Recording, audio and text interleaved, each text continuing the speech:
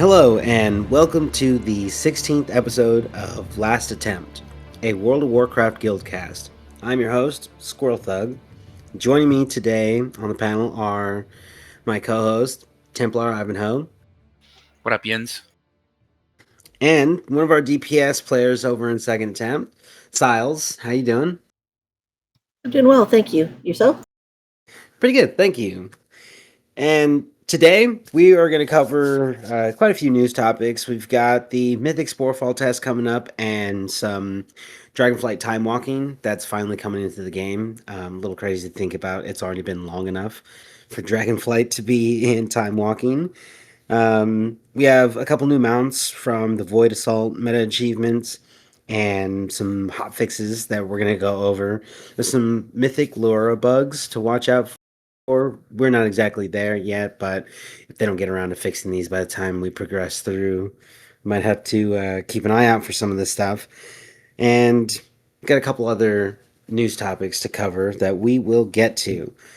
Want to do a roundtable like we normally do. I want to start with Syles. What have you been up to in last week in World of Warcraft? I've been working on getting my Resilient 12s going. Oh, nice. Resilient 12s, that's you have to get you have to time all 12s, right? Yes, all 8 dungeons have to be 12s in order to do that. So far, I've gotten 4 of them. Okay, nice. What's next on the list for you? As far as which dungeons, or just what my next goal is? Yeah, which dungeon? I still need Pits, Agathar, and then I forget the other 2. I got 2 today, so I would have to actually look to figure it out. You know, I've only been running 10s because I've just been trying to get the mythic gear from the Void Core rolls and then get out of there.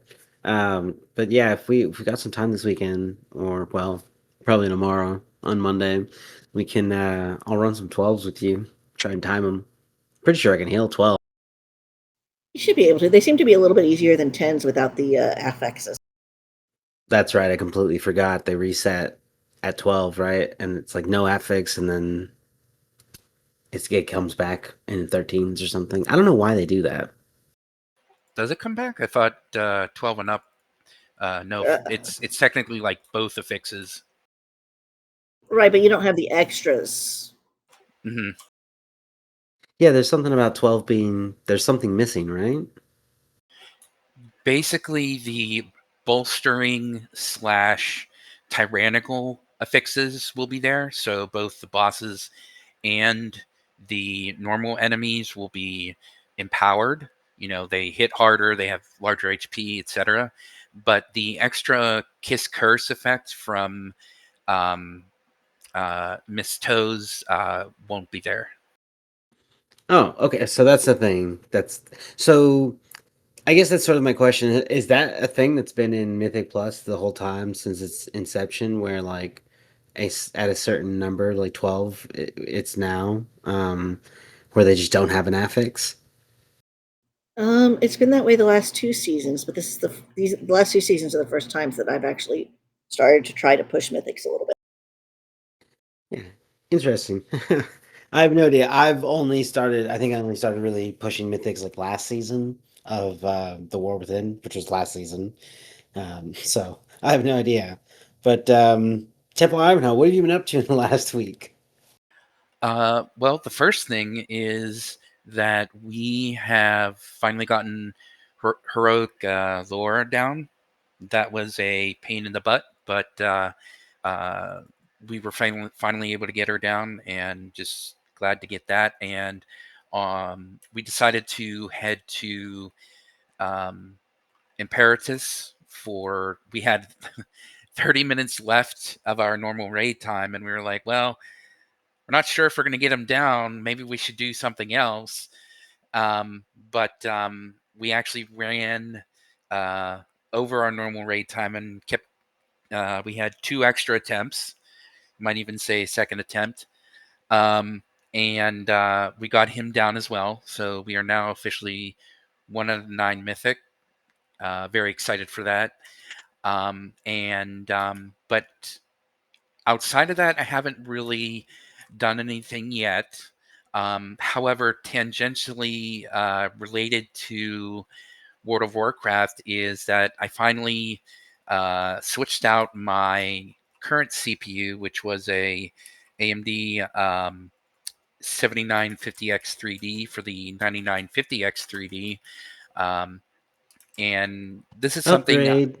yeah, this is something I mentioned months ago during the podcast, but I just never had the time to do, with the idea being I put the old CPU in a new mini ITX, or I'm sorry, is it mini or micro? I forget. Anyway, I think it's mini ITX board, and create that as a sort of a media server PC. And then I use the new CPU for gaming. And from there, I'm also experimenting with the CachyOS optimized kernel for AMD CPUs. And so now my uh, frame rate has gone from, with the upgrade itself, if I'm skywriting around in Quel'Thalas, the city, of course, your FPS is going to drop because of all the people, walking around, and you're skywriting, things are flying around you. Usually that would dip to probably about like 30 FPS or below, just because of how many people there are. With the upgrade, it was only dipping to probably at max 40 FPS.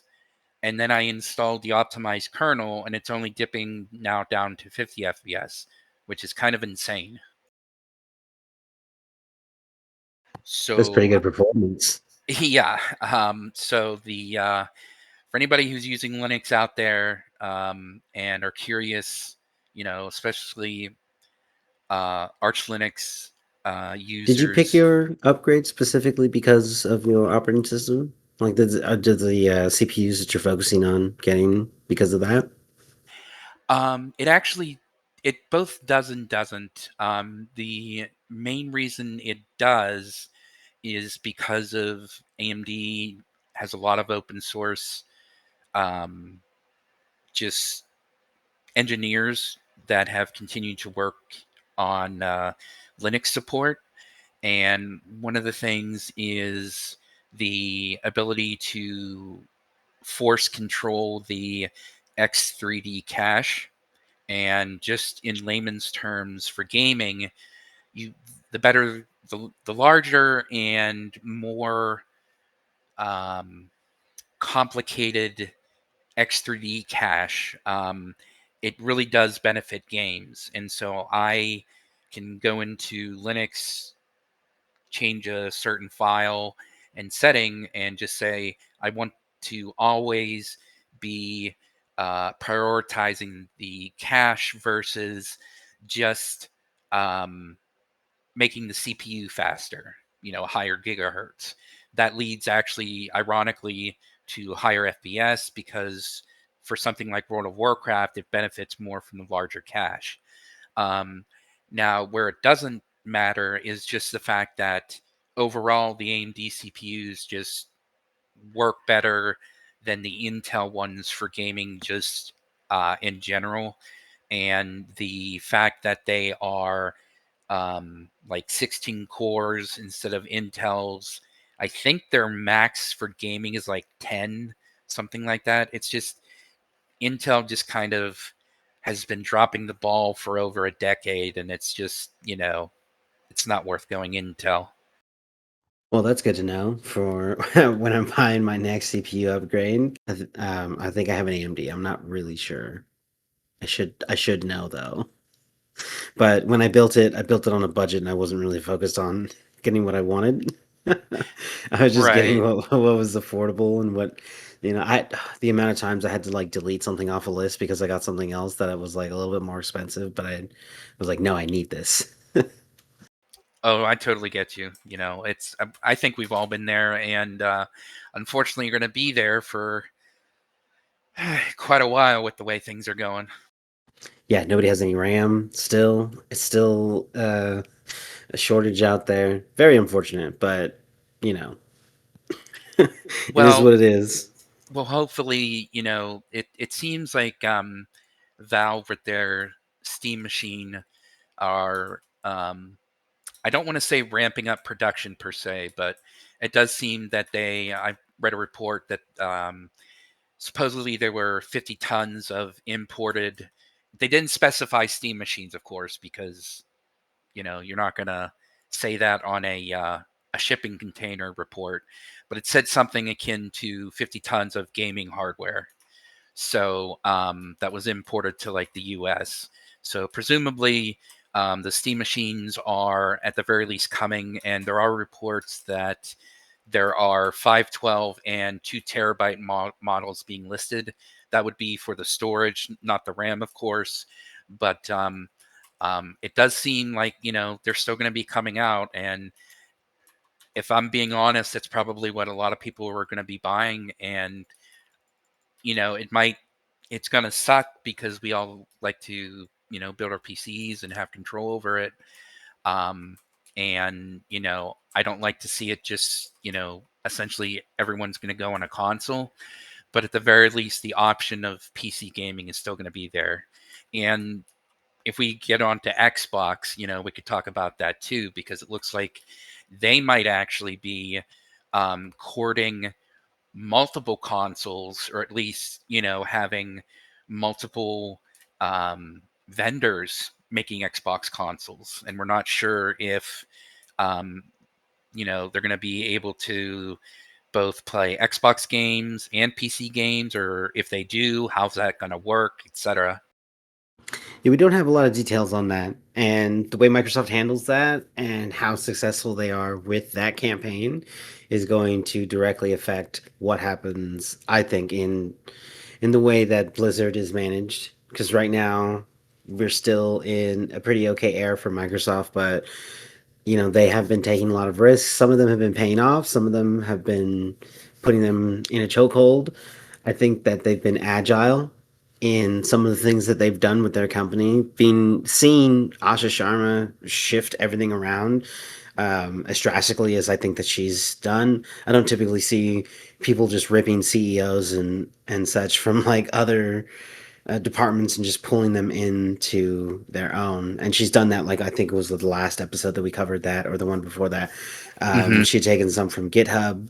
There was somebody that was in OpenAI, and she just has like it's just a few CEOs from around there, and she's just like pulling them all in.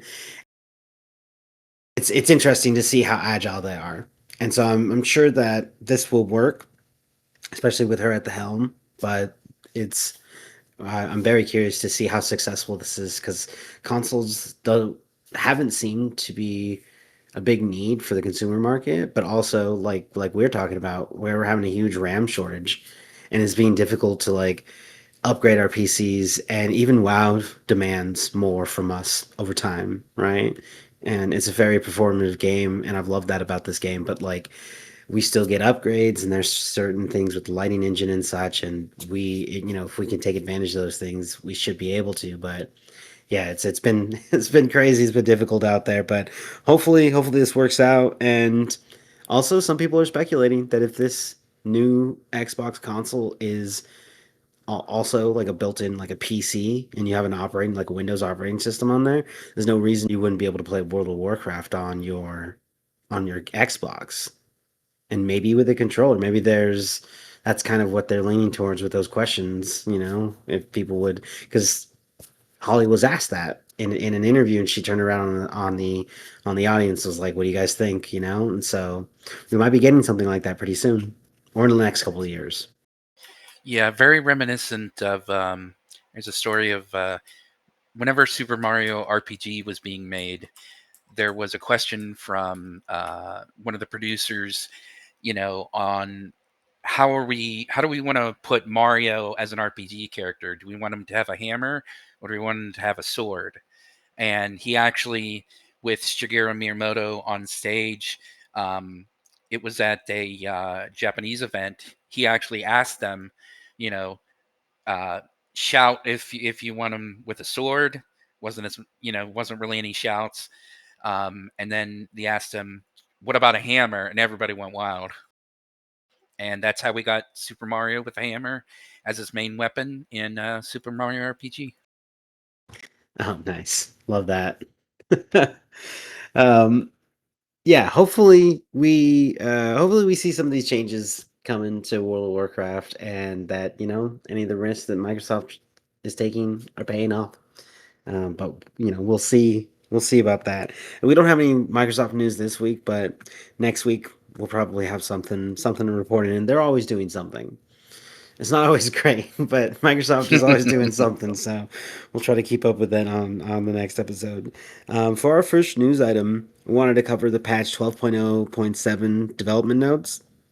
Blizzard pushed a new 12.0.7 PTR build, and it had the Mythic Sporefall raid testing, which I believe was actually done like last week, and they have a scheduled Heroic Sporefall raid coming up on. Let me check.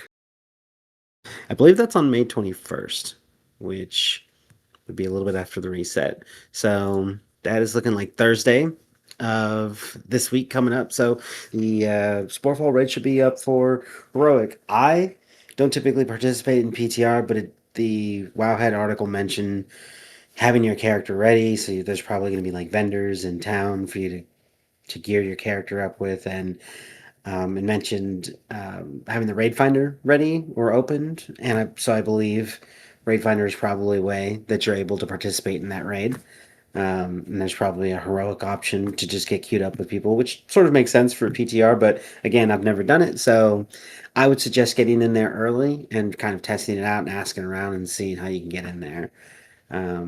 Then, along with those notes, we have the Dragonflight Time Walking Dungeons, Agathar Academy, Halls of Infusion, Neltharis, Ruby Life Pools, the Azure Vault, Brackenhide Hollow.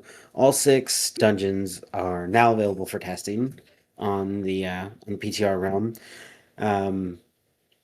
Syles, how do you feel about Dragonflight dungeons already being time walking dungeons? It doesn't feel like it's been long enough. I'm quite excited for it. I love the Dragonflight dungeons, but Ruby Life Pools, I remember that one was a lot of fun. it is, and it's quick if you can get a even halfway decent group through. It's a fast, kind of fun dungeon. Yeah, I'm excited. I agree. I agree with you. I don't think it's been nearly long enough, but they have been pretty consistent about how long something has been.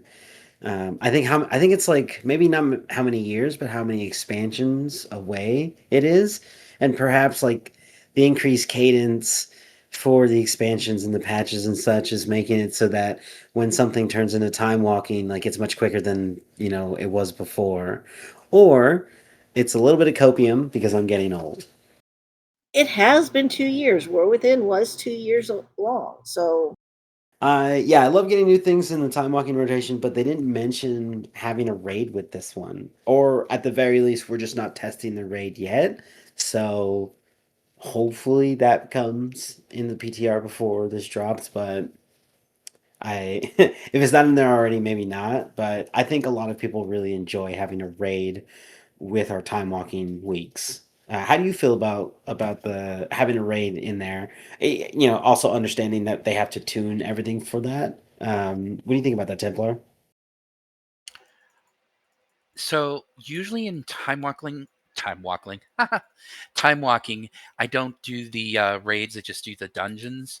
But the past couple of times where I've done it, it was the Cataclysm one with good old Ragnaros, and I actually think they're a lot of fun, very interesting, and especially with not just gearing, but like Syles said, um, I really like Dragonflight. I thought it was a not just a turning point, especially coming off of Shadowlands, where choice was dead and you were a fool for asking, and that's when Blizzard really pivoted and started, listening to us and sort of getting back to the focusing on fans approach. And so there were a lot of changes. There was skywriting. There was the open world where there was a lot of things to do, a lot of new places to go with each patch. especially going underground with our underground mole friends. And I don't know. The only issue I have is seeing Ruby life pools as a dungeon, because I have horror stories from that, and I just immediately started pouring sweat once I saw that. Is there something particularly difficult about that one that can catch you up? So as a prot pally, the first pools, which is the ads, um, is not a fun time, because your Avenger shield can just with nothing that you're doing, can just decide to pull the entire room. I feel like And the shield was going through walls, it even was, at yep. points. Like it was very buggy. It was a nightmare getting through that first. But once you got past the first part, it was probably the quickest dungeon. Yeah. That's crazy. It was like shoot, I'm gonna have to look up the dungeon from BFA.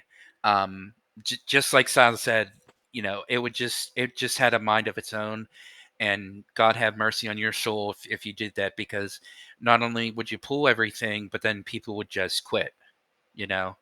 Oh man, yeah. And that's unfortunate, because it's not even like it's your fault, right? Like you're an Right. incompetent tank. Like it's just this thing bugged out. And the one I'm thinking of is Toll de Gore. And what would happen is you would just be using your shield. And in Toll de Gore, you have to unlock a bunch of prisoners from their prisons. And now, of course, you only want to do it for a certain number of them, or else you're going to pull the whole darn room. And both your consecration in this tiny, narrow little hallway, as well as your shield, could just go through the walls, the prison doors. Uh, I've even seen people pull things where you're it. You also go up some stairs once you're going through Tol de Gore, and you would end up pulling things from the bottom when you're at the top, and from the top to the bottom. It was just Well, I imagine that they've done a lot of tuning. I'm sure it was. I mean, it sounds like it was really a struggle then, but I imagine that they're already going to be taking a tuning pass on them, because of it's such an old dungeon, or not even such an old dungeon. Like if they brought in, the War Within dungeons, they'd have to kind of redo some of them because of all of our talent changes and the class changes, add-on changes, and a lot of changes to the game that we have gotten. Post add-on apocalypse, or whatever they were calling it. So do you? I feel like the time walking dungeons have always been a really enjoyable experience, and the tuning for them has been on the easier side. And so I imagine that because we're not getting these in like mythics or something like that, right? It's just the time walking, that these will be like a really enjoyable experience this time around, and kind of continuing forward. yeah, they definitely should be, but that does not mean the PTSD just goes away. Oh no, yeah, you're still gonna get the shakes every time you throw the shield. Exactly. And I imagine Syles and others will be nervously waiting for the shield to see where it goes once it's released from my hand. But it's time walking, so if it's tuned properly, like all of the others are, we'll be able to just pull the whole dungeon and not be a problem. But even in Mythic Zero, at the end of Dragonflight, when we would go through for the complete so many mythics or whatever quest, you could just go into any Mythic Zero. We would do Ruby life pulls, because we could just pull the whole thing and just fly through like really fast. Right. So maybe if they kept some of those bugs in, it might actually allow for an enjoyable experience, because we're overpowered going into those things. Being able to just pull more and ignore those walls, might actually turn that into a good memory. Until you pug. Exactly. So we did have, there was a mention again just of the Heroic Sporefall raid. It's on a Thursday. It's the middle of the day, 1 to 2 p.m. PDT. So I'm I'm not gonna make it to that one. So I wouldn't be able to test this anyways. Have you guys ever thought about testing out the raids on the PTR? I know they give you kind of like all the gear you need sometimes from the vendors. I know there's a lot of people that enjoy that, but that's just not my personal. I'd rather go in, be a little bit surprised, see what everything looks like when it goes. Also, they have a really bad habit of scheduling things during the middle of the workday. Yeah, yeah. This one's right after 1 to 2, right in the afternoon. It's crazy. Yeah, I'm with Syles on this one. It's usually just not um, something that's generally all that fun. Now, I have done a couple in the past. Um, I can't, off the top of my head, say which ones. I don't think it was Shadowlands. Um, oh no, it was some in Shadowlands. I can't remember which ones. I want to say like it was Sanctum or Sepulchre, but they were like the very start of the raids kind of thing.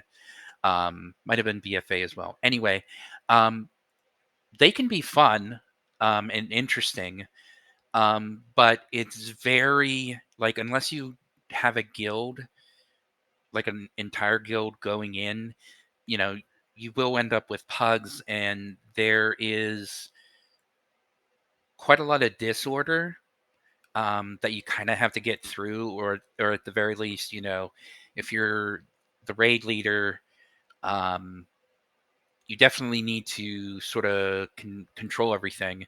But I will say that the people that I played with when doing that have been very um, uh, uh,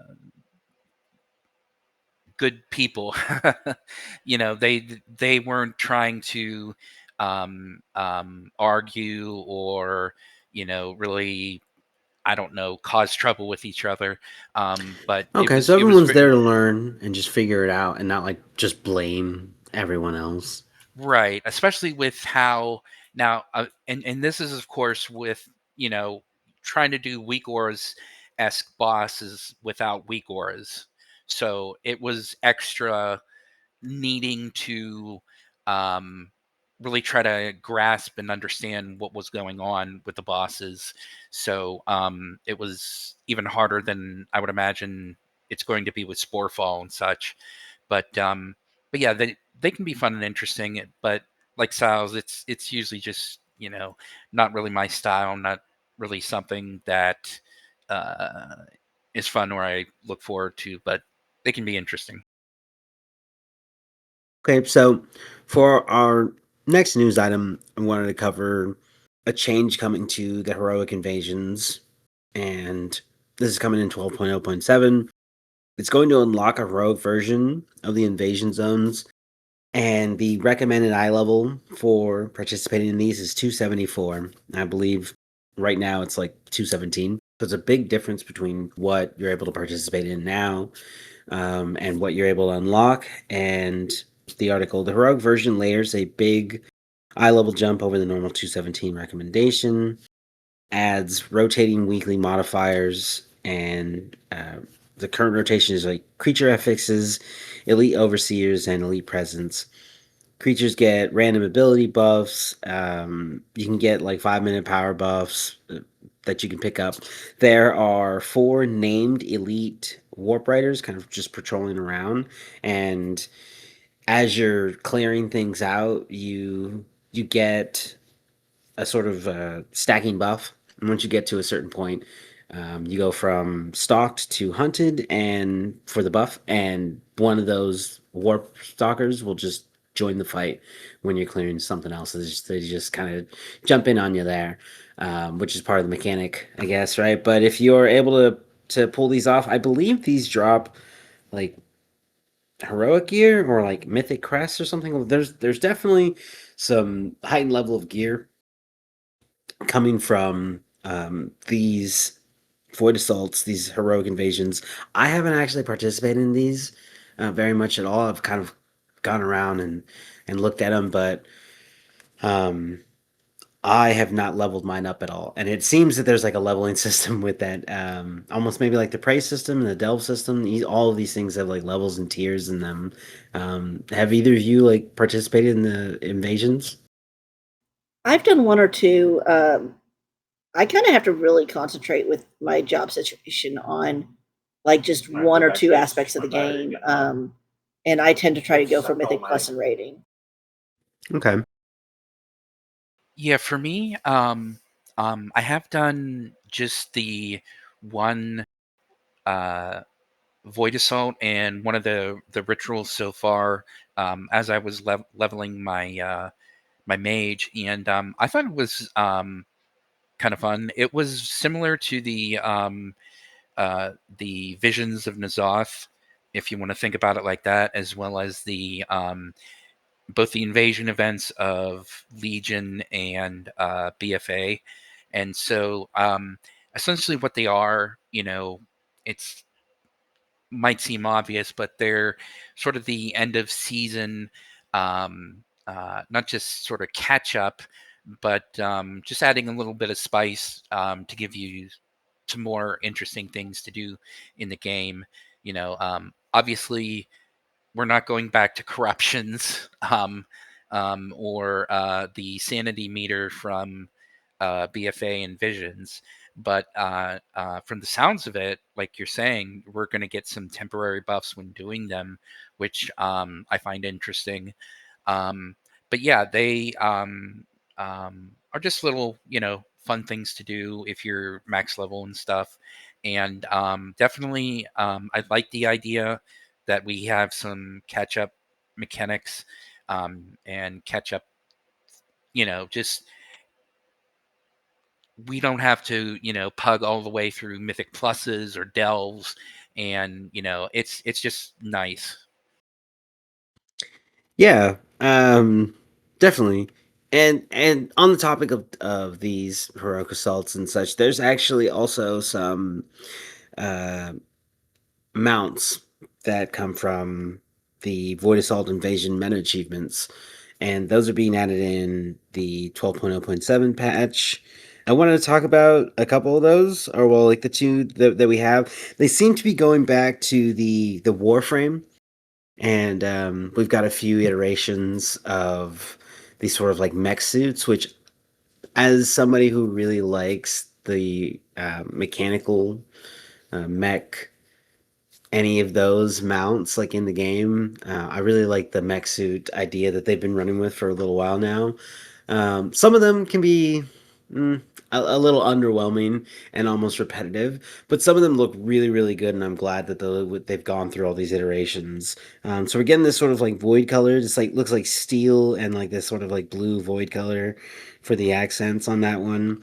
But we're getting another surfboard, and this one it looks really cool. It looks like Decimus made this himself. It definitely looks like it comes from one of these Dominars because it's the exact same like material, and once you see the design, it'll stand out exactly as something from these Void Lords that we see over in. I don't know that they're Void Lords. The Dominars is what their title is. Decimus is the guy who's been giving us the Void Cores, and now with all that other stuff. But have you guys taken a look at the mounts and such? Are you going to go after any of these achievements? Which would require a lot more assaults. Yeah, the surfboard looks amazing, and I'm with you there on the mech suits. Ever since they introduced them in Legion, the Lightforged Warframe is one of my favorites, and and I know I've mentioned it before, but as a you know giant fan and of Robotech, I just love mechs and giant robots and stuff. And the Warframes always remind me of the beta fighters from the new generation saga. And if anybody Nice, from yeah. Blizzard is listening, Please also give us some cyclones so we can have a. I would love to have the ability to not only have like a skywriting mount, but also give us a skywriting mount with the ability to drive it like the mounts from Undermine. Oh yeah, I was wondering when we get the drive system back again, and given how it functions and like how buggy it could be in just like normal open world terrain, um, I do hope that we find certain places that it makes sense to bring it back again. I mean, we had what was that out in Thousand Needles before it got flooded with the salt flats. It's a big, nice open area. So if they start thinking about things like that and giving us like that drive system back, it'd be great if it wasn't just a one patch thing. I was not a fan of the drive system at all. Oh, It you went Oh it no. went it went too fast, and like there just it wasn't enough reaction time with it. Like I just felt like I skidded all over very the tight place. spaces. Yeah, yeah. Hmm. The streets are very narrow. Um, yeah, But I the also streets hated were just skywriting when it first came out. So maybe if it was in a situation where we would use it more than just running to raid, and then we got the teleport, so we didn't have to use it anymore. I had a weak aura that would play the Tokyo Drift, the Fast and Furious Tokyo Drift song, on loop every time I was in the car, the drive car.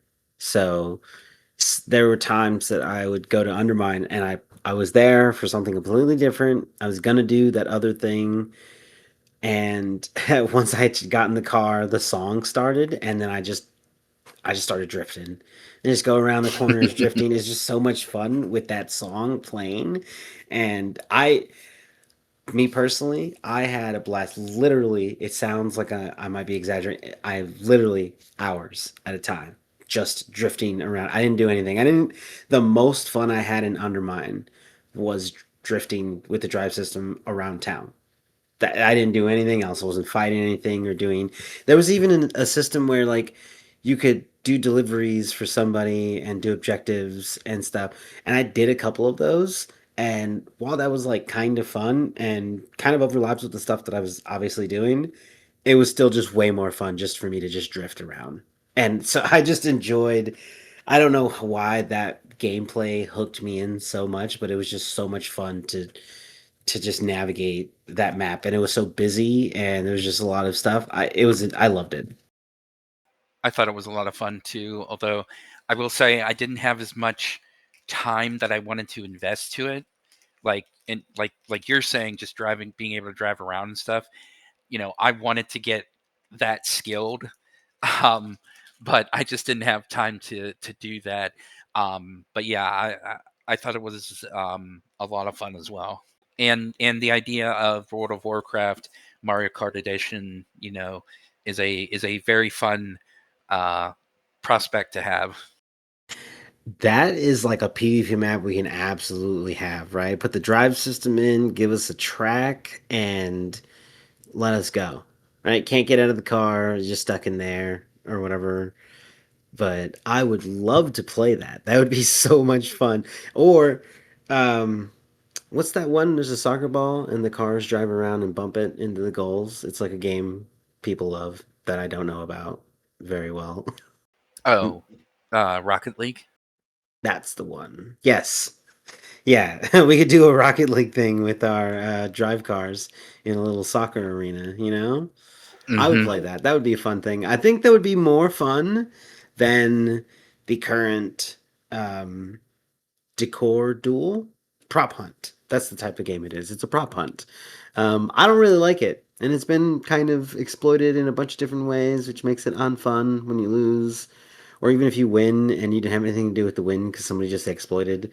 Um, yeah, there's some of it's been a little bit buggy, and I feel like maybe they should use systems like we're talking about right now. Like the drive system seemed fine. It was pretty bad initially. They worked out a lot of the bugs, and once they had the data, they have this system that's kind of in place that they know a lot about. And maybe turning something like that into a little mini game within World of Warcraft is a better idea than like this whole thing, because the decor duel is absolutely brand new, and I think there was even a recent, more recent bug fixes with that, which they're not necessarily bugs. It's really just exploits that are happening with the game because it's PvP and people are competitive. And people will always find the way to be the most competitive, and if that means exploiting it in a way that's not intended for normal gameplay, like people are going to do that. So you really have to build rails into it, and it seems that they didn't really do that. Right, and I think it's something that is very, I don't know what the word is. It's not so much that it's small in scale, it's that it's a very niche thing, I think. Um, I know we've talked a lot about adding things for people who don't necessarily, raid a whole lot or do M pluses and stuff. And so I think in general, those ideas and stuff are good. But the sort of the more I think about, especially the decor duels, the more my opinion is, you know, that time, energy, and money could have gone to something else, and not in a mean way. It's just very, I don't know, sort of out there. Okay. Moving on to some of the hotfixes that Blizzard has put in this last week.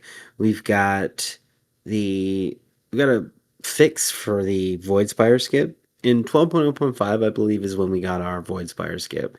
But a lot of people were having issues with it, so they would use a skip and they would end up either zoned out or stuck in a certain area, or for some reason the location that it was sending players was not consistent, and they didn't really give us a background on this. Sometimes, especially in the last couple seasons, they've given us a lot of information on the back end of like how things are working, but I haven't seen anything for this. But they added like a sort of teleport for the Void Spire, so that should kind of be a good workaround, and I think it serves like as the fix for this. So people shouldn't have any issues with that anymore. Speaking of decor duels, like we just were, there was a fix for that where hiders can no longer swap with enchanted decoys. Guess that was a thing that was making it easy for them to hide. Or maybe they weren't supposed to do that by design. So they're still working out some of the kinks in that. Um, and yeah, and there's Fallen King Saladar. There's Broken Oath. Warning no longer unmovable in edit mode, so you're able to do things with that, which I guess it's not too bad of a bug. It's just maybe a little bit annoying with the UI there, but they have been fixing things. They've been doing pretty good, but 12.0.5 was like a major moment for QA in World of Warcraft because of the amount of bugs that it came in. And while they did fix quite a bit of them right away, like the most critical bugs, and they really did, they did a really good job fixing those really quickly and getting on top of them. So being able to see them be able to pull those resources really quickly, they're definitely able to do that. But now we still have, we're a couple weeks out, we still have several bugs from that, and we're only like a week or two away from 12.0.7. Yeah. Um, hmm. The only thing is we can hope, that these things are getting improved. My guess would be yes, especially because in comparison to 1205, 1207 is going to be relatively minor. Yes, there's going to be like a new raid and raid boss, but um, in general, in the past, these raids haven't been really that much of a consideration for higher end guilds. They were generally just um, not only something extra to do, but get a little more gear so you can help progression with the main raid kind of thing. And so and they've already had the ritual sites and such laid out, and they've done invasions before. So, fingers crossed, everything's going to go okay. But I think they um, kind of got their, you know, uh, woken up to the fact that the QA was really dropping a ball there. Yeah, hopefully they have worked all that out, and we're not going to get hit with a lot more bugs on 12.0.7. But like you said, point oh 0.07 or the point 0.7 patches are typically not full of too much, right? They add a little bit. They're not really dropping any new systems in the game. It's not like I imagine that the new delves that we're supposed to be getting, labyrinths, and we still don't have any word on which patch we're getting that in. I believe they haven't said that yet. We are going to get it sometime during midnight. It is a feature that we're supposed to get, but we don't know when that's going to come in. And I believe that would be probably a much bigger patch, maybe a 12.1 patch. But yeah, the 0.7s typically don't carry too much with them.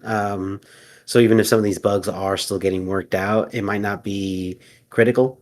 It might not mess anything up. So they have, I guess, a little bit more time, but um, it does say a little bit about their QA, and hopefully they're doing some hiring, or they're doing something with that system on the back end so that it's like just a little bit more in line with what the live service is, right? Because there was definitely um, uh, they're falling behind on that. As per their admission, the QA pipeline that they have, the system that they have to test everything in their test environment is not representative of the live system, and so they definitely have to do something with that. But I'm sure it costs more money to do something like that. But hopefully, Microsoft is prioritizing it. Um, yeah. So, Syles, how do you feel about some of these bugs that they have? Have you tried out like any of the crafted weapons with the Ascendant Void Cores? My best in slots are not from crafted this time, so uh, I haven't tried it out. I guess I got lucky because I've got the void cores. I just got the weapon, so I was going to upgrade the staff from Skyreach. Yeah, I think it's because it seems for the bug fixes for these, the first pass from the bug fix was targeting, players' bags and such or whatever, but they didn't consider things that were currently in the process of being fixed, or currently in the process of being crafted, or in the mail system. So like those things got skipped over, so they implemented another hotfix, and it'll be done. It's just, again, sort of just these like oversights from probably like an understaffed team, do you have any opinions on the state of the game and how many bugs there have been in the last, like, since 12.0.5 has come out, Styles? So it's been incredibly, but like I keep getting random lag spikes since well within or not since midnight came out. It's been bad, but like it feels like I've been crashing a lot lately. I don't know if that's an effect from this, but like in the last couple of weeks, like before I would just lag stall out, but now I'm actually like the game is fully closing. So I don't know what's going on with that, but uh as far as speed tests and stuff go, I'm not showing anything on my end, and my CPU and RAM are decent. So Have you updated your graphics drivers lately? Sometimes that has something to do with it, but yeah, I mean, I've been updating them pretty often recently. Pretty often. I'll double check, but it's set to automatically update. yeah, I know that sometimes Blizzard can make changes that it is not very optimal for certain versions of graphics cards and software that some people are running. And while it's broadly something that works, it'll be like one random graphics card that's kind of on the low end that it's old enough that people don't really focus on that one, and it kind of just gets swept under the rug by Blizzard, and I've even seen people's solution to a problem after dealing with it for about a year or so is to just get another graphics card, which is unfortunate, but in the scope of the game, in what they're managing, that hopefully that's not the case, that's the fix for you, but I've seen that that's been the case for other people, so hopefully you can avoid that. I mean, I'm running a 480 Ti, so I hope that that's not so old that it's not being supported anymore. Yeah, no. The 480 Ti is more than enough, trust me. I will say that to go off of what Sal said, is there's been a few of our raiders that have been experiencing the same thing, just random disconnects, or things getting worse, and it's happened in the past where they get worse and then they fix it and then it comes back again. I don't know. I do wonder sometimes, as we're getting all these new features and everything, hopefully Blizzard, as they either rebuild things or make changes, for example, whenever we got the new transmog UI and then we got sheathing with the weapons, I hope that as they redo these things and improve them, that they sort of re-implement the code in such a way that it's more future proof, or at the very least gets these bugs out. Yeah, if they're already going to be there under the hood, might as well do the work, right? Exactly. Yeah, I definitely agree with that. It's just really annoying because it's a new bug every other week. Yeah, it's like a they lot. fix one thing and they immediately something else breaks because of it. It's like those cartoon leaky boats, right? And then you plug one hole and then another one shows up. Exactly. Speaking of bug fixes, we have some Mythic L'ura bugs that may affect your progression if your guild is there right now. Squishy, it's spelled really weird. I think he's somebody that's on Team Liquid. Put together a write-up of 3 rare but known Mythic L'ura bugs, all of which can wipe a fully prepared raid through no fault of the players. For guilds pushing through what averages out to a 300 plus pull boss. That's a lot of progression on that boss just to get it down. And here are the 3 bugs that have yet to be fixed, by the way. Phase 2, Galvanized Jerk. The standard strat is 4 cores hit by Galvanize in an X pattern to put the raid centerward before an AoE spread.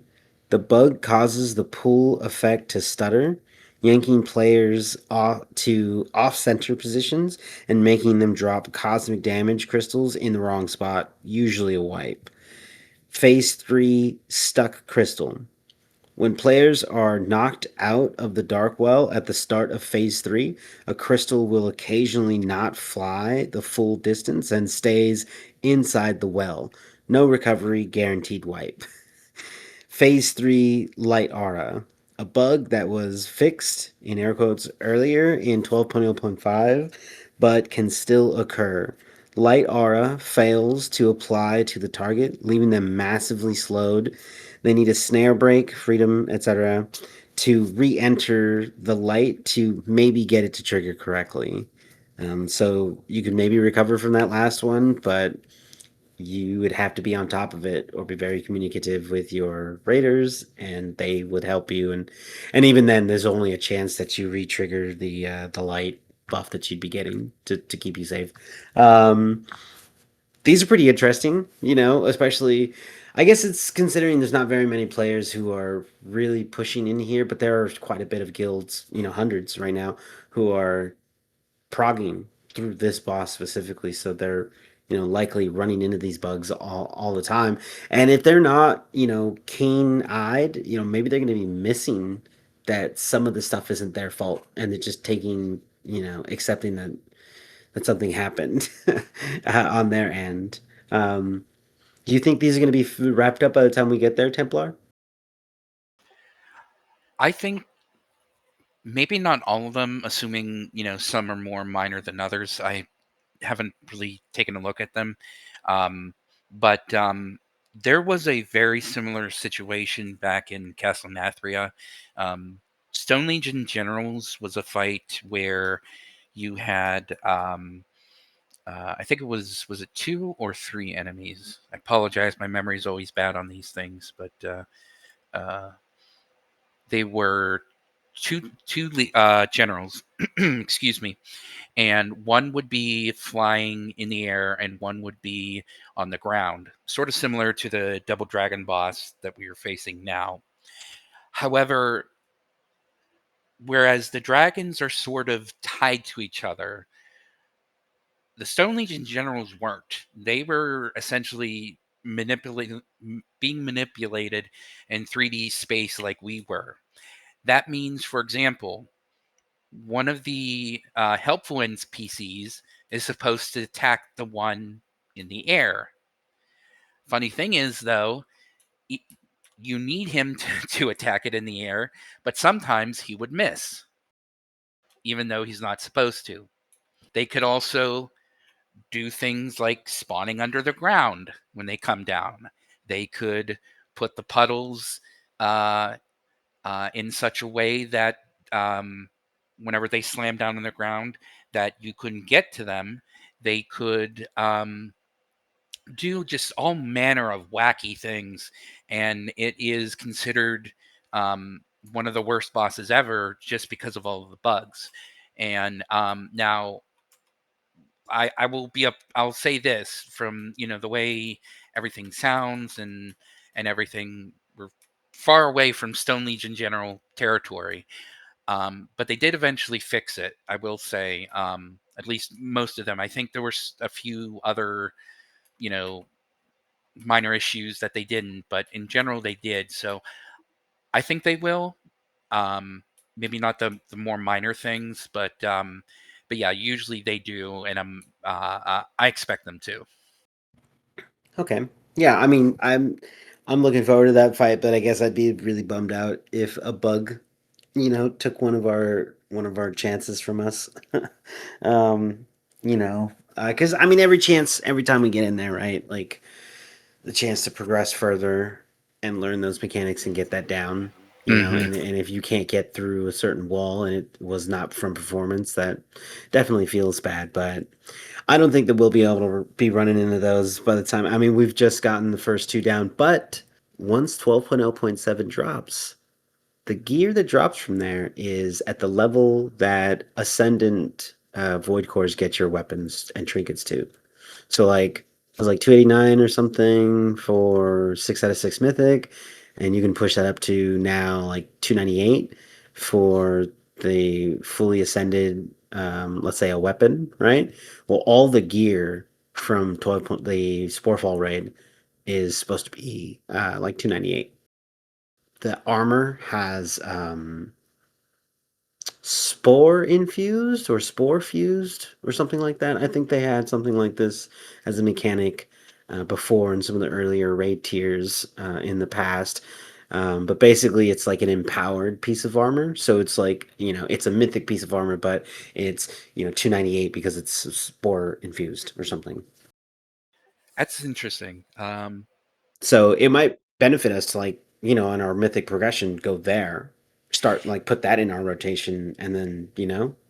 Yeah, because like I was saying, in general, when they add those extra bosses, they do it at like a extra gear and extra effects. The one I'm thinking of is BFA. They had a 2 boss raid, which was it was actually really hard. It was one of the um, I think it was. Let's see. Let's go back. Crucible of Storms, and it was Unat. Unat is still the boss who had the most pulls to get a kill at about, what was it, 730 some. That's how tough he was. Now the That's a lot top of guilds, pulls. Yeah. Now the top guilds didn't focus on a race to world first for it, and I believe it was won by SK Pieces. However, um, the gear in it obviously was what everybody was after, whether it was um, normal or even heroic, and of course mythic. And it was like one of the bosses where it was a loot table that was just best in slot for everyone. Everybody wanted, either the exact same trinket or a trinket from one of the bosses. So it's definitely going to be worth it just to go in there and, get them down and not just for raid, but for the Great Vault as well. So I expect us to be doing him and kicking his butt as soon as he comes out. Yeah, right now we're working on Chimeras, the same kind of boss, basically. So we're likely to see a similar loot table, similar kind of spread of the kind of gear that we're getting from it. So like mostly like I'm seeing um, like armor pieces, like the tier pieces, right? And you get a like tier set piece, and the Onseer, just been like right, the Onseer's gaze or Gaze of the Onseer, I believe is the name of that one, and that's just been a top priority for so many people. So it's really good to have it in your vault if you're not spending void cores on it. Yeah, and it's going to be, I imagine, um, they're going to tune it so that everybody's going to want to do it at least once, you know. So I expect uh, uh, it being this, the same case as it was previously. So, and I think it's going to be interesting. Having a one raid or one boss raid has been fun. I think, if only for a, having not just an all purple raid or an all red raid or an all green raids, and having a diverse biome to go to and just different things to do. Definitely. Also, I've found that like as we've seen, Mythic Chimeras is super easy to pug, even if you've only got like a half hour left to raid, because it's one boss. There's no lockout. You either get it or you don't. You can try and prog through it. It's just 20 minutes of progression. If they get it, they get it. They don't, they don't. Like that's basically where we were at on Thursday. We were getting pretty close. So I imagine this next week we're gonna make our progression on that. But we might want to do, I don't know, some other things first, maybe like Imperator, because we already got him down. Get that done first. Jump over to Chimeras, so that we at least get one boss down. But I mean, either way, um, yeah, we're making pretty good progression. I think these singular bosses allow us to really pull people in very easily. But 12.0.7, if we're not going to forget, is also introducing a flex to the raid. Now, we still don't know if the server first or the world first achievement, if there's going to be one, and if it is, if it's still like at 20, you require 20 people to be in the raid for that one. But it does seem that having the ability to flex from 15 to 25 players is within the this raid. So it might just be like a test ground for what they're going to just bring going forward, which would be pretty cool. I think if only the world first achievement was 20, but we could still get the meta achievements and all the other things, and the raid achievement from bringing 18 or 19 or something, right? I think would be good. Um, and I think it'd be a really good night, like a nice change for Mythic. But I don't know if that might make things really hard to tune for us. But they've done a really good job of tuning Heroic, and Heroic has the flag. So I don't know. How do you feel about that, Syles? That it's going to be Mythic Flex on that next one. I think that has a the potential to be really nice. Again, I'd like to see how it actually works, in real time. But I'm kind of excited. It might make it just a preference for some people to just run 15s, a group of 15 for the Mythic raid. I mean, less bodies on the field, right? A lot less to see, less clutter. Yeah, it might make it easier. Yeah, yeah, we're definitely looking forward to seeing how that all shakes out. But I think that I'm still going to be running heroics. I know that we're running one this week. Later, right after this podcast, and I'm doing one for Voidspire. And we're trying to get some of our newcomers. We got some people that came in, jumped back into the game a little bit mid-season, and so we've decided that we're going to do a few of like heroic things since the guild, mostly the raid team, has kind of progressed past heroic at this point, and we're kind of progressing on our mythic run now, and really kind of building out that mythic raid team that we're trying to get. We still have to pug a couple people here and there, so if you're listening, we are still recruiting. I'll have some of that recruiting information near the end of the podcast, but we are looking for people. It's always good to have the ability to play a couple specs, especially if like you have an off spec for like a tank. That'd be really good. That'd be really helpful for us now, this part of the season. DPS, of course, we're looking for, and I mean, I've even swapped over to balance just to see about making some room for some other healers to come in and heal. If we want to kind of shift things around, and balance is interesting, but not as difficult as I thought it was going to be. Ferals are just a lot more complicated, and balance in comparison is much easier. So I think things like that. Those are like always like really really beneficial for the raid team when we're looking for players for that. But yeah, I think we'll still be running heroics for people's alts. People like to gear up their alt, then there's always, it's just much easier going through that heroic each week if you're doing it with the guild, and it's going to get your characters up to that point a lot easier than having to pug it, I think, because people are still struggling with heroic Illyria. So, yeah. Are you like really interested in getting down the heroic Sporefall raid, Syles? At the very least, going after that if you're not going to go after Mythic, because the spore infused gear, it's like higher item level. Well, I mean, I would love to be going after Mythic, but I'm just not at that point.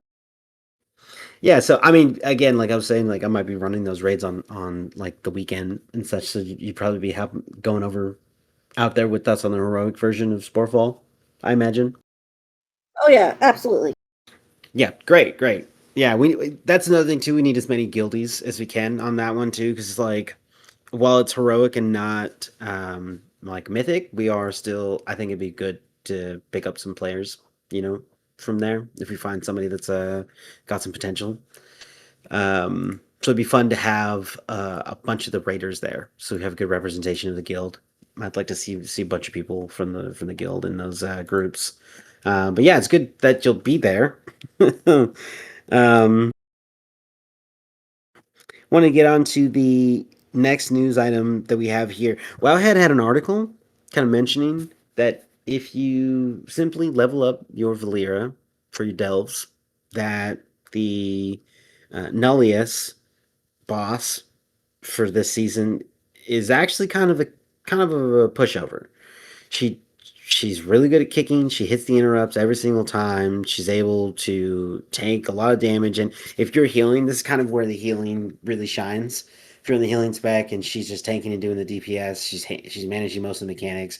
You're basically sitting at range and dodging a couple things for the duration of the fight and just kind of waiting it out.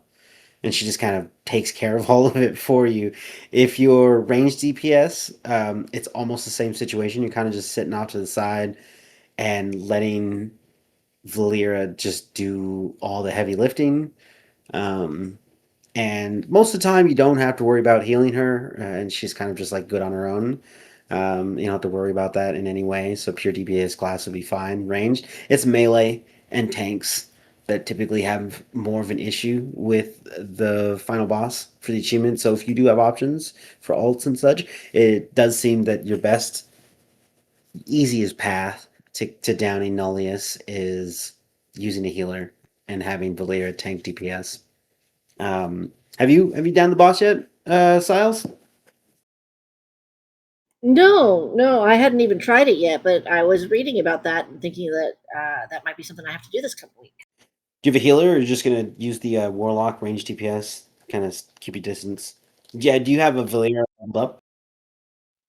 She's sitting at like 36, something like that. So she's not super high, but she's not low either. Okay, yeah, that might be good enough to get in there. Really, yeah, you'd be taking your warlock in, right? Yeah, I don't have a healer. Okay. Yeah. I mean, I have the ability to jump over to balance, and like I kind of wonder what would be easier for me. Like I know healing is it's not too bad, but I also want to practice balance a little bit more. That boss can be a little tough sometimes. I've not actually done it, so I haven't even tried it even once. I know that the final season for the War Within, that boss was tough. I had a hard time with that one. Yeah, the last one from War Within was insane. That was just I didn't do the others, so I thought they were all like that. And then I found out that was the worst one. it's just a nail biter, the whole time. Yeah, it really is. The swap where she just swaps, that was I I did Not not like fun. failing at that one. I really didn't, because you get so close to the end, and then it's imperative that you don't mess this up. And then I don't know, I haven't been blinking for about 60 seconds now, so my eyes are getting a little dry. And it was really hard. Right. I mean, it that was the perfect example. It was unforgiving. Yeah, I was gonna say a perfect example of why we need to move away from weak auras and weak auras bosses. Yeah. Yeah, there was like no player affordance in that fight whatsoever, and it was unforgiving. So many mechanics, one after the other, were if you missed any one of those mechanics, you're dead. Yep. Was that the tank spot? YouTube videos, and you're dead. Oh, ready check pull. That's yeah, those. Oh uh, man, I haven't heard tank spot in a long time. oh, was it? They don't make videos anymore. Not that I'm aware of. Man, yeah, it's been a while since I've looked up like how to tank braid bosses. Yeah, that's. I think that was even before Shadowlands. So yeah, long time ago. So we have one more news item that I wanted to go over here, and it's actually a couple of the um, it's a couple of responses to cursing, like on the subject of cursing, and Blizzard customer service customer. They had asked about it, and the response was a very clear: "We will take action if even if you only use like the F bomb, for example, but like really any curse word one time."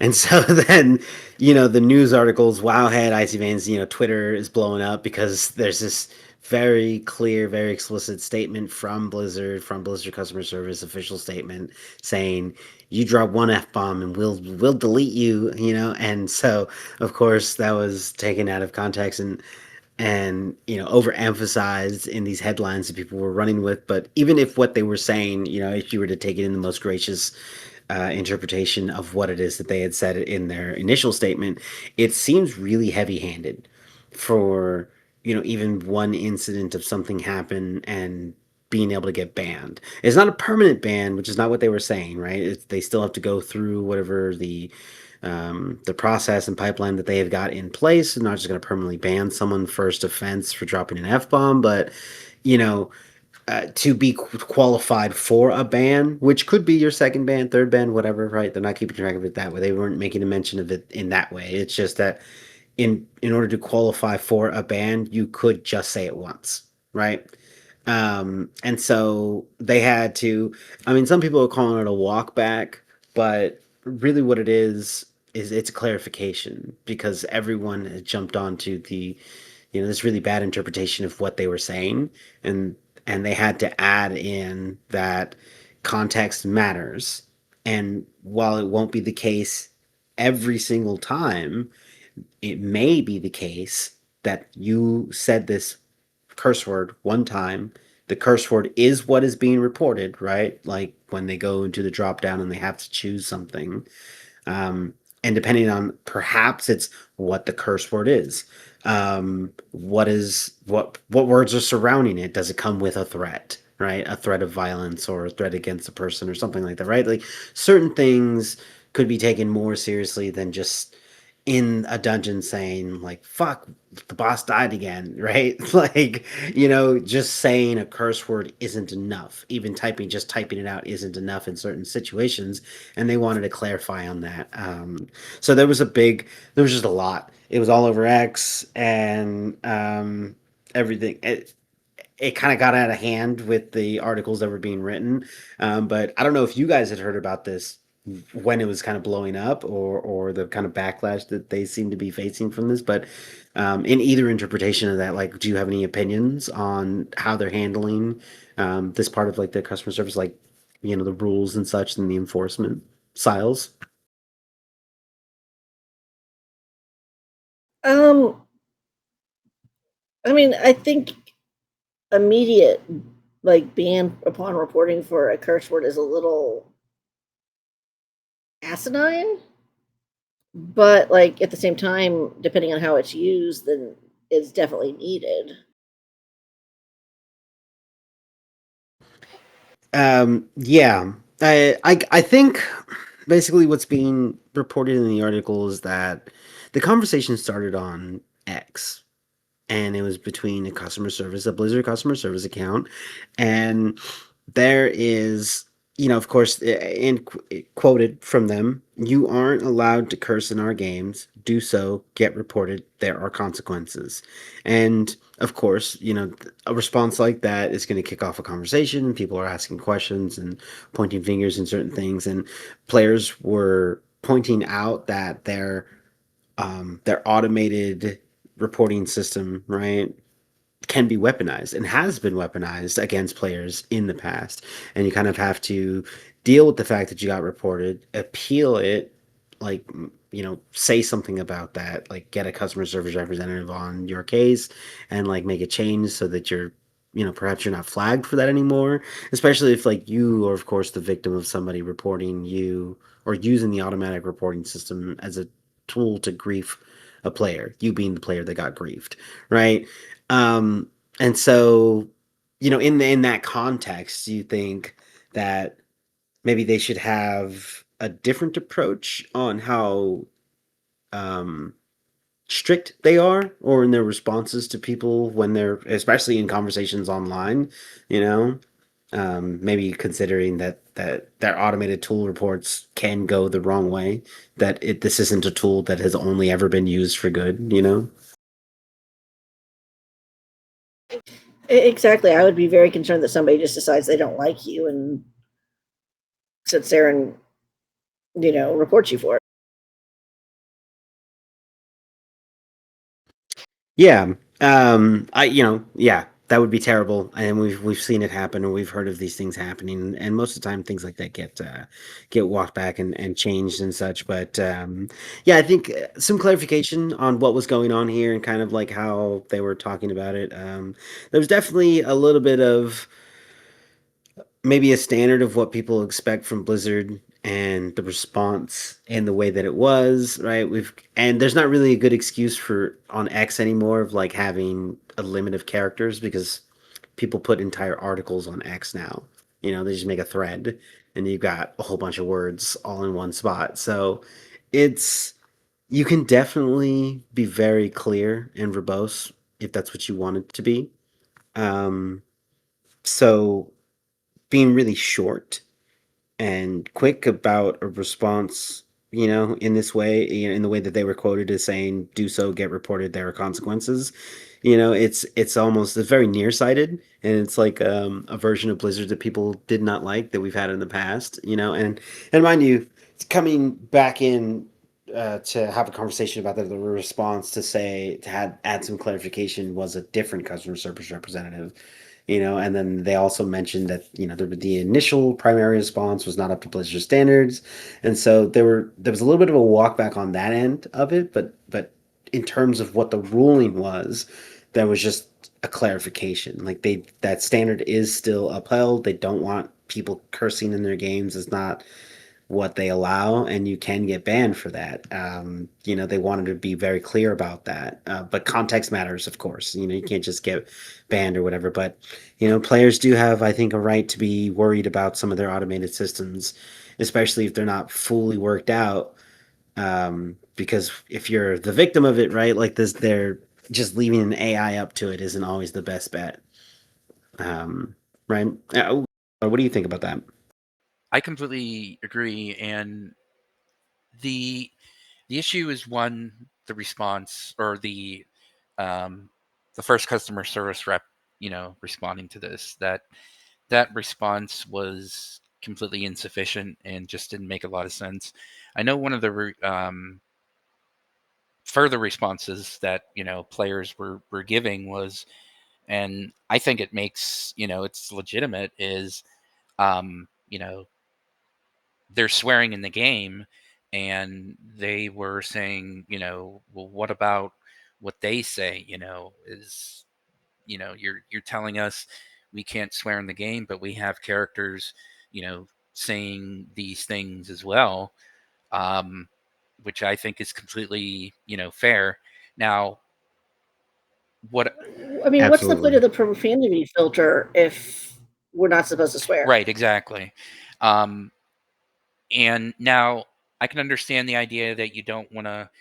Maybe you might not want to be around people who are swearing like sailors, or like you said, Syles, we have the profanity filter um, as one of the main things to, combat it.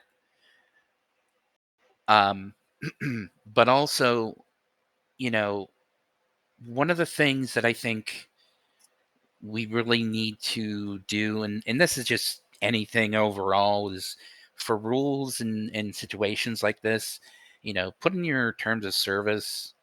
I mean, maybe the lawyers wouldn't like this, but just put in examples.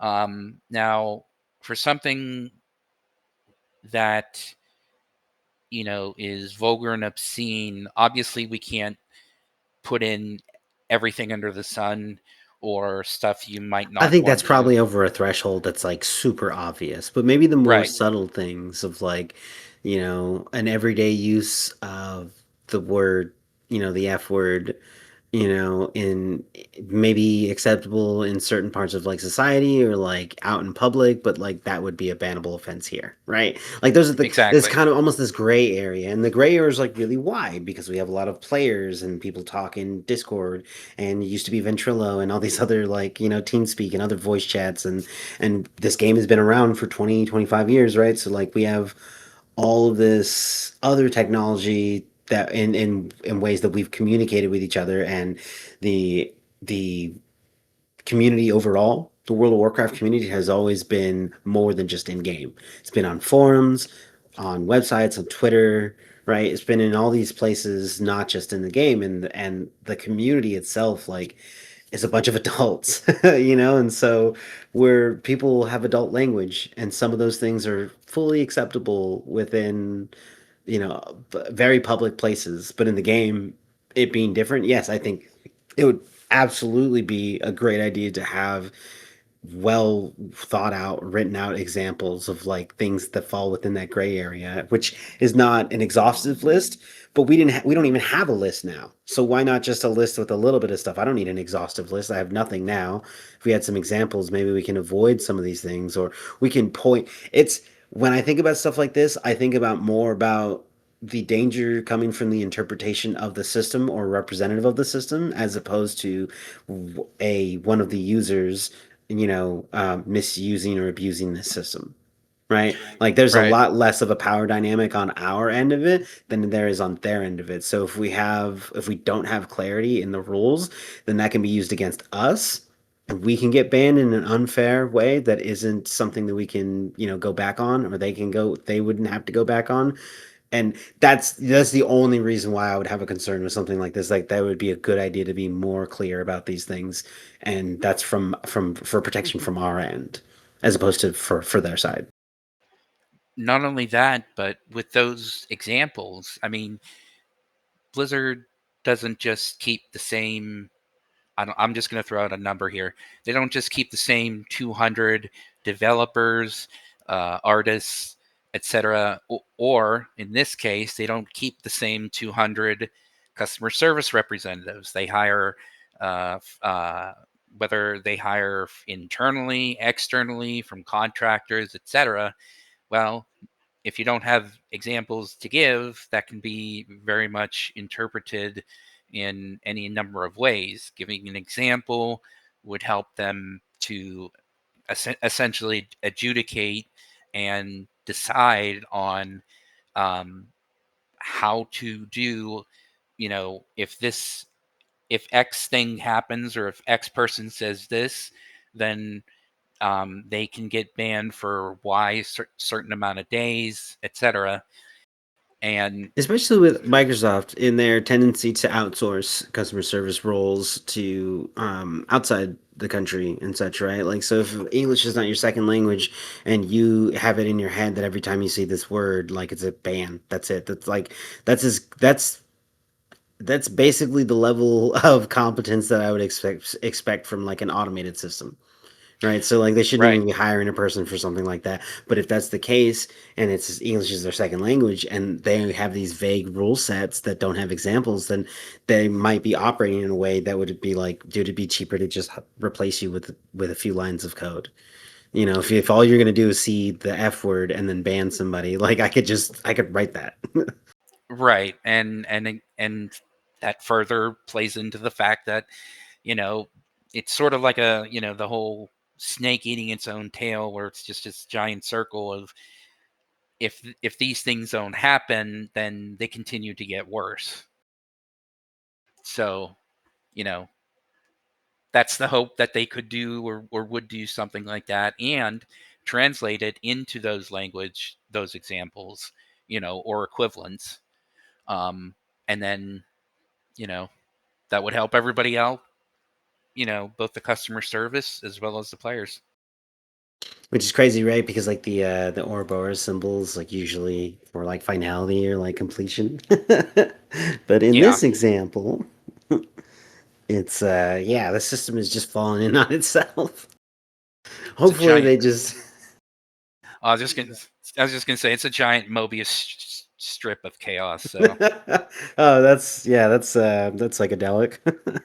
um yeah, so do you have any opinions on that, Siles, or anything that you wanted to add to that before we move on? I just think it's going to be too easy to use. I don't believe in penalizing somebody for dropping an F bomb or the S word or something. Just like in general conversation, obviously it needs to be dealt with if it's being used in a derogatory manner towards another person. You made a good point about the profanity filter, and I would say like in all the alts that I've made, every time you make a new character, it is on by default. So there shouldn't be, I don't know. I think you're right. There shouldn't be like complaints or any issues when it comes to that, like in text in the game, because unless somebody's like actively trying to get around the filter, I don't really ever see anybody doing that. They're really, it's like, what's the point? Why'd you put that in there if I'm gonna get banned for saying the F word? or they're not trying to harass someone, for example, um, going on different alts to continually harass someone or say certain Yeah. things. I think language can be tied to like action, right? Like in that way. Right. But not all the time. I think like the actions that players take against other players is more important and harder to understand through an automated system or even like a customer service representative without like a deep investigation, like, than it is to just ban somebody with a curse word. I think, yeah, having a policy to ban anybody for cursing, I think, is antiquated and not representative of like their community. Right? Like we have mostly adults, and there's a profanity filter. If you have children playing the game, like they obviously would just have that on. You know, That's a good point, because remember, kids, this is at the very least, the game is T for teen. So yep. if you're, parents got to take responsibility here. At least in part.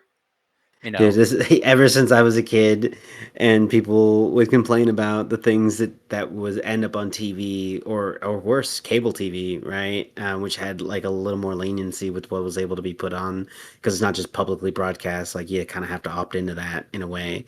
There's always been like the arguments of like what's being allowed to put on there, but the single most, logical fight against that, the logical argument against controlling the media or controlling art or controlling expression of anything online, or I mean, well, it wasn't online then, it was just on TV, but and outwardly has been like, well, as a parent, it is your responsibility to like parent your children and to be that sort of block, right? You can't just expect that like television as a whole is a safe space and you could just drop your kid off there, right? Like even if it was a safe space, you probably shouldn't be just dropping your kid off and leaving them unattended. You should probably be part of all that and be aware and be cognizant of like what's going on, which of course very difficult to say. I say that as a parent, and so of course, like I understand that it's like very difficult to like manage everything, and these things can like there's a lot of other things that go with living your life and managing other things, but it should just get put on the pile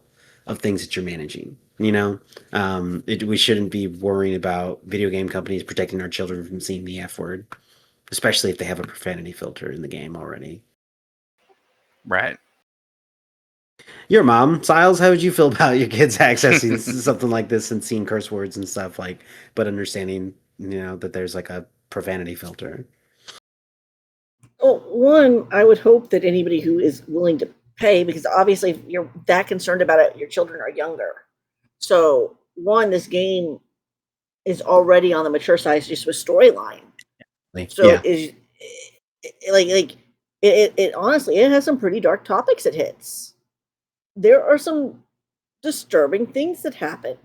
So if you feel that your child is not ready for the occasional curse word, are they ready for that?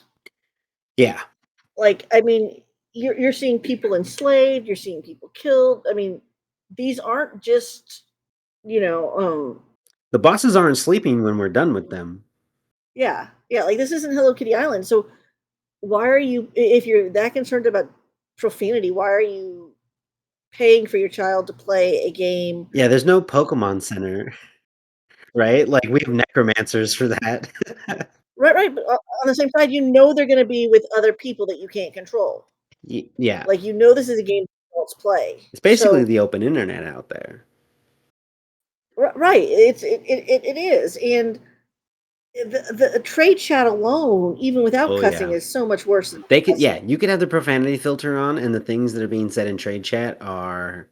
You can just go watch. Mm-hmm. Get on Moonguard, Lionside, hop in, jump in trade chat, and you'll see what I'm talking about. Like there's certain servers that just have like a high population, and with a high population, you have a constant stream of chatting, and in just ever since the inception of this game, if there's a chat channel, there's a server in this game that has a constant stream of chatting, like over time it will devolve into whatever it is. Whatever the sometimes it's really cool, really funny, and really interesting. People have conversations. It's to ask about help in the game and things like that, and it's sort of used for trading as well. As trade chat.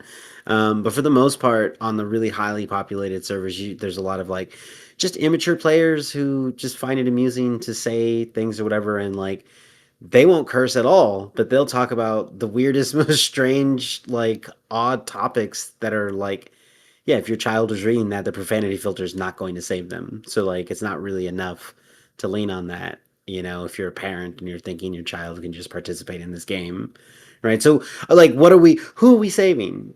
Who are we protecting? What is it that, like, right? That's already a teen rated game, a T for teens, right? And so like, I don't understand. I kind of don't really agree with their position on this, you know? Yeah, and ultimately it's also kind of a topic where, there's only so much that we on a podcast could really say and, go into. But I think, you know, giving the not only for us who are just discussing it right now, but for the people who, are listening to it, I think we can all agree that, what Blizzard did and what they said was just sort of asinine, and and ultimately, it's, I mean, realistically, WoW is like its own little world in and of itself, and there are certain um rules as well as trade-offs that you have to take with things like the ability to communicate with others. um, Sometimes it can be, something that's, not something you want to see, but it's sort of a responsibility, unfortunately. Yeah, definitely. And I agree with that completely. And, there was a representative that had walked it back what the original one had said. And so, it's good to see that there are certain representatives in Blizzard that are understanding of the communication with us, and they're on top of that, because we don't really like to see that kind of response from Blizzard, because the initial response was very definitely like, there wasn't enough, like, this is your job, this is what you do, this is why you clocked in today to do this. So if you don't have the patience to deal with this, you should not be a customer service representative. Like, this isn't in your wheelhouse, you should just do something else. Right? And so of course a response like that is not up to the standards that we believe that Blizzard should be held to, which is probably what the reason for such a quick and immediate backlash was on X that we saw. And of course, again, the walk back of that statement from the other person. It's just as representative in some of the articles, it just seemed that they were implying that the walkback was on what they were saying about the rule, and then they were like heavy-handed with the rule initially, and then they like walked that back. But it was really, the walk back was specifically about the statement and how poorly it was made. But the rule still stands, and while I don't agree with the rule, and like, at all, I get it, it's in there. So like, and then they did say it's not as heavy as that, right? Like, it's just context is going to matter, and they're, you can still, appeal it if you needed to.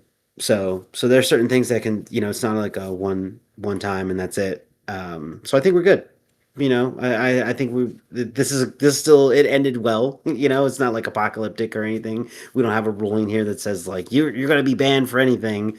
We do have a recognition and a statement from Blizzard that it's not like that. Even with the conversation of like the automated systems and such being in place, like, we still at the very least have, representatives saying that it's not a one way ticket to getting banned, right? Forever. Right, right. So I want to take the opportunity right now to go over some of our progress. I know we were mentioning it before, but we have completed all 999 AOTC, all 99 season 1 bosses. So we've got AOTC for all of those. We have now pushed into mythic progression. We did Imperator, Pharasian, and that one was a little difficult, like we were mentioning, or a little confusing initially, but we got him down like really quickly. So like, overall, it's got some moving parts that you definitely need to be paying attention to, but for the most part, it's a tank fight like it is in normal and heroic. So you really kind of just like depending on your tanks to really carry that one. And we're progging on chimeras on mythic right now, and I'm getting pretty good progression on that. We're still building the team. We still need a good solid 20 raiders. Even with the advent of the 0.7 patch coming in with a flex, it's likely that might not be a thing going forward. It might just be a 0.7 thing that they kind of add in near the end of the season. So we don't really know how that's going to work out going forward. So we are still looking for more raiders. It always benefit us to kind of have a full roster, even a little bit over. We like to have. We can bench people here and there for certain bosses and stuff. Kind of just rotate things in. It's a lot better than being short. One healer or something for your mythic progression. And so yeah, so for that, if anyone is interested, we do have a link in the description, in all the descriptions for this. So go ahead and find us there. And before we go, if you want to support the show, the best way is through our Patreon. Every bit helps us to keep the lights on, improve the production, and keep this going every week. You can find us at patreon.com/lastattemptpod. If you can't spare the gold, that's totally fine. You can still help in a big way at no cost. You can find us on Spotify and Apple Podcast. We love to hear from you, so if you can leave us a review, we'd love to see those 5-star ratings and those reviews on there. We'd like to read them off if we see any on there. So far, we've had a few guildies like posting in some of those things, but if we see any that that we don't know at all, a complete stranger, somebody new or whatever, chiming in on one of those or on our YouTube or any of our other social media, we like to mention those on the podcast. So get featured. If you have a question for us, we'd love to hear from you.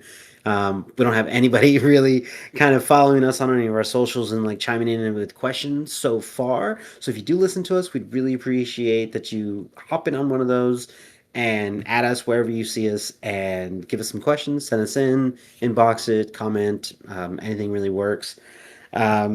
Speaking of our socials, we have YouTube, Twitter, now known as X, the Everything app, Instagram, TikTok, and on each of those, we are at Last Attempt Pod. So it should be easy enough to find us on all of our socials with the same name everywhere.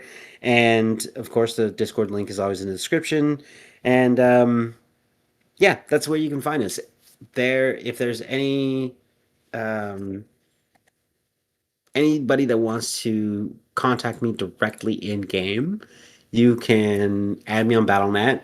I don't think that I'm on the raid logs thing where you can message me there, but I know you can message Jack Dan, and he's on there. So if you find him on there, definitely message him there. For me in BattleNet, actually, I've been pronouncing this slightly wrong because I have a friend who's like an actual scientist and a biologist who had pronounced my name, which is the genus for squirrels, as Skyurus. And I recently looked it up because I was like, I am saying it out loud now.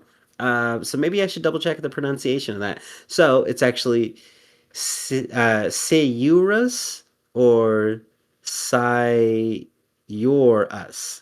and where the R where the R ends up in the emphasis and how you pronounce the first Psy or Se is like a difference of like two pronunciations, but it definitely doesn't have the hard C, so I'm going to stop saying that. So it's Syorus, hashtag 1916 on BattleNet. So if you want to find me there, it's SCIURUS, hashtag 1916. So you can message me on there, add me, talk to me about getting in the guild, and we can like work it out and everything, get you in there. Syles, is there somewhere that we can find you online? Anywhere you like people to find you? No, not really. You don't have like a Twitter not that sure you I'm like gonna- make memes on and like post funny memes or something? Daddy has one, and we follow her from the podcast Twitter. They're hilarious. No, I'm pretty inactive these days on Twitter. Same with Instagram. I've pretty much shut down all my social media. I haven't been doing my art as much, but if I start that back up, I'll let you guys know. Yes, definitely, definitely. We'd love to have that up there. At some point, I'm gonna have more of a web presence for the podcast, and we're not just gonna be on like social media. I'm gonna have to try to. I want to try to have some centralized location. I can just give a URL that's very consistent, and then you can always just like find everything from us there. And at that point, it'd be really nice to, if you guys have like your socials up and stuff, we'll just have like a page, page for all like the guild guildies and stuff where you can find people. And if you have your art page up and going and running by then, we definitely add some of that stuff in there. And also, it'd be an opportunity to get some of the art on the website. We'll need some banners or something, you know. So yeah, if you ever listen to the podcast, the intro song that we have, Shaq made that. I mean, otherwise, they could join our guild and start running with us, and that would be a way to find me. Yeah. That's another way you guys can find Syles. If you're impressed with her intellect and charm here on this episode, you go ahead and find. And actually, when I say it out loud, that seems a little bit creepy. Don't do that. You you just admire her from a distance. But if you are interested in just mythic raiding with us, then you will get an opportunity to hang out with Syles, and I think that's a good bonus. For you, Templar, I know you've got your Twitch that you consistently stream on every week. Yep. I always stream our raids. We do Tuesday through Thursday. 9 PST is when we start invites, and we do that. We start raid at 9:30 PST to 11:30. So that's good old 2 hours. And you can find me at thehumandistraction.com. If you just type that into your URL bar, it'll take you right to my Twitch page. Awesome.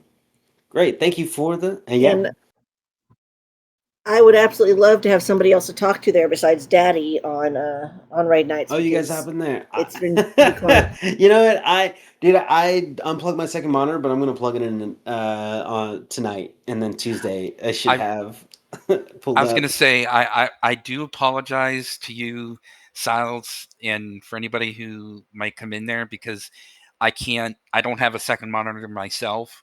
I can try using that ghost chat where it like puts an overlay on the screen. No, I'm gonna send you something right now. The last episode I said this was like 6 episodes ago, and I didn't send it, but I'm gonna send it right now. Okay. It's something called speech chat. I use it in mine.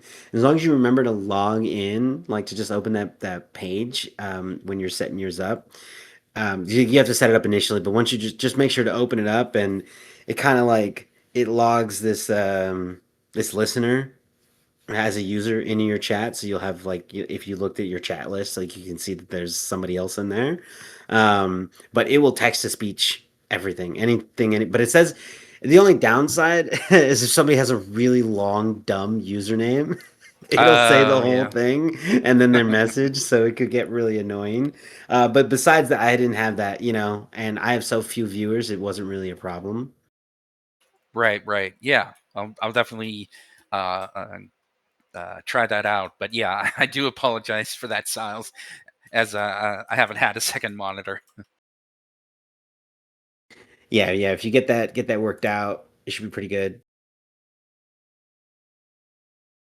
And yeah, because that's how I've been able to hear people when I was streaming, and it worked out really well, but only if I remembered to log into that. Honestly, I figured it was not because you didn't have a second monitor. I figured it was because you're too busy doing raid callouts. Like it's really hard to talk with chat and do raid callouts. Like it is. It's both.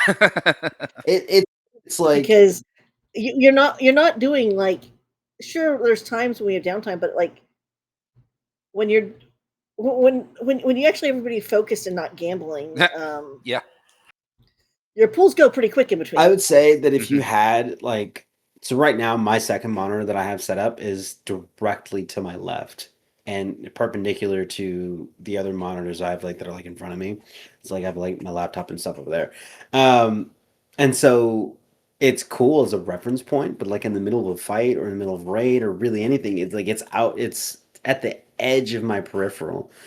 So if I were to set this whole thing up again and rebuild all this for a Twitch monitor, I would definitely have a much smaller screen, still capable of high resolution, and I would have it in portrait mode, and it would be right next to my monitor.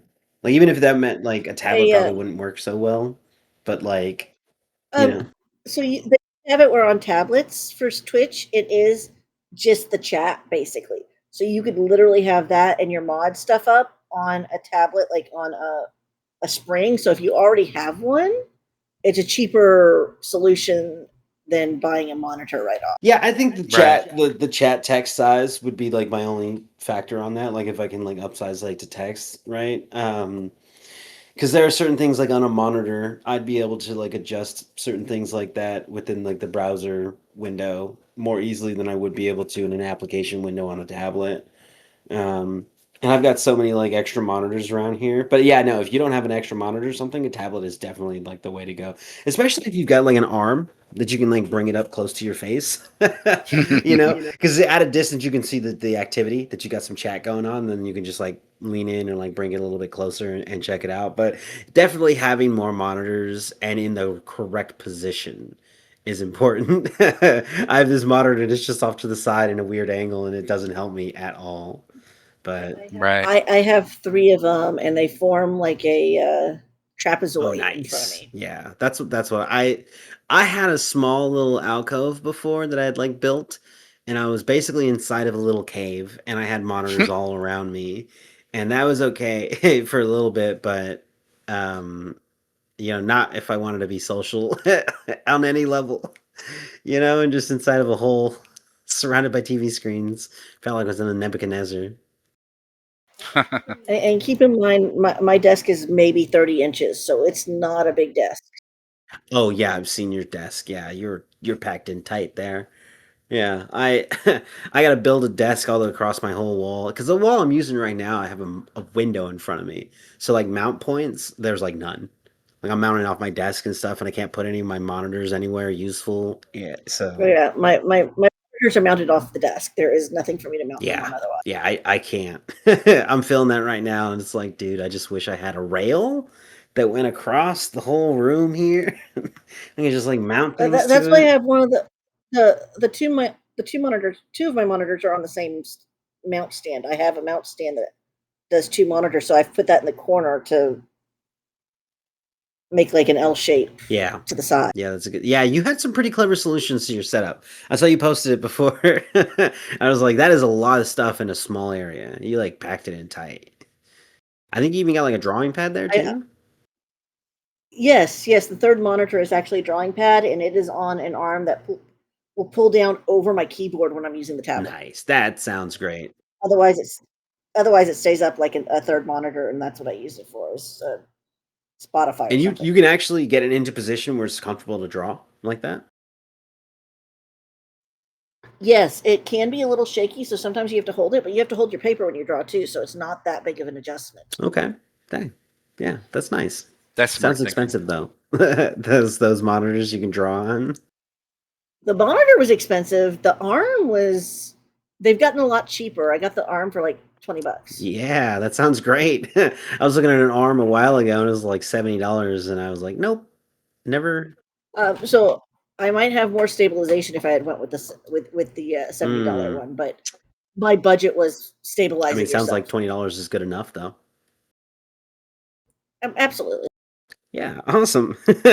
Okay, all these are great ideas, and I'm going to be keeping in mind for when I rebuild my setup that I've been talking about. But yeah, so that's going to be it for us. Yeah, we're gonna sign off now. We've got raid in a little bit. I'm gonna jump into guild chat and then jump into game, trying to get that started and start pugging. I'm just gonna start pugging right away. If guildies hop in, we'll just boot people if we need to. But you know, before we get started. But yeah, once we start, we're rolling. So I'll see you there, Syles and Templar. I don't know if you're coming, but Yes, maybe I'll sir. see you there. Cool. All right. So thank you for coming.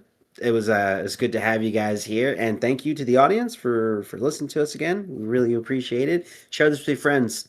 Share it with your family. Even if they don't listen to World of Warcraft, tell them that it's about crafting or something. You know, if it's your uncle, tell him it's about war.